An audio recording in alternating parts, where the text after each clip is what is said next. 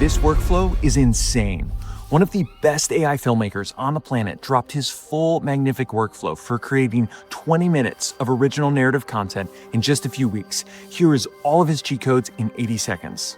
First, you're going to want to start with characters. Get a close-up, a wide, a front, and a back. For locations, generate a master wide and tell CDance to do a 360 orbit slowly. Screenshot, upscale, and now you have all your angles. This voice hack is the biggest secret. Record an actor or CDance performance inside of Magnific in a 15-second sample. Then re-upload that as a 15-second MP3 or as a black video with the voice track. You can make this same voice say whatever you type afterwards. Use simple direction in your scenes, don't overcomplicate it. And every single prompt with the same lighting and cinematography description to lock in the look. For action, I like to use what I call stealth prompting.